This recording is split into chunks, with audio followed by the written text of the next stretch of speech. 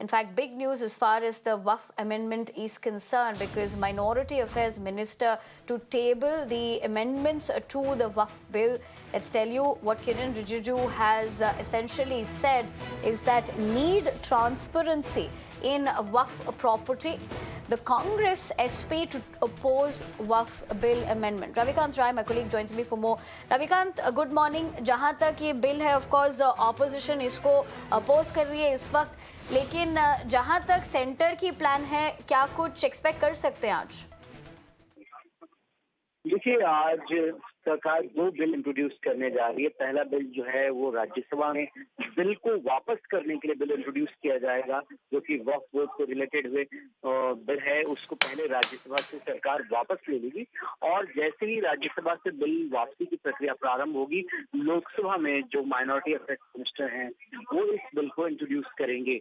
जहां तक ऑपोजिशन की बात है, ऑपोजिशन लगातार इस बिल का विरोध कर रहा है कि ऐसी परिस्थितियों में सरकार जो है सिर्फ पोलराइजेशन कराने का जो एक बहाना है वो ढूंढती है किस तरीके से समाज को हिंदू और मुसलमान में बांटा जाए।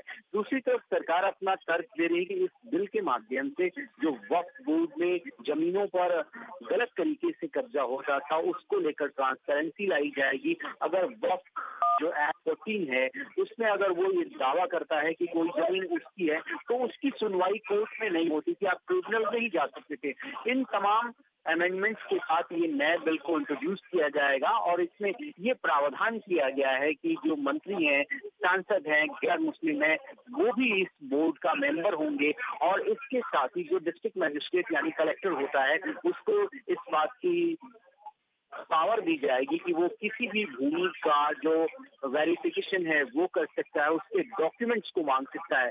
तो सरकार का ये कहना है कि वो बिल को इसलिए लेकर आ रही है ताकि पूरे मामले को ट्रांसपेरेंट बनाया जाए। जो गरीब मुस्लिम हैं, जो कमजोर मुस्लिम हैं, उनकी भलाई के लिए इस बिल को लाया जा रहा है। लेकिन ऑपोजिशन के कई मेंबर्स जिनसे हमारी आधिकारिक तौर पर बातचीत हुई, वो ऑन रिकॉर्ड इस बिल को विरोध कर रहे हैं और उनका ये कहना है कि इस बिल को सेलेक्ट कमेटी को भेज दिया जाए, लेकिन ये बिल आज लोकसभा में इंट्रोड्यूस होने जा रहा है। Jay Ravikant, thank you very much for not only getting us the latest, but more importantly, telling us what we can expect in both the houses as far as Waqf is concerned. Having said that, let's leave it at that. We're shifting our focus to more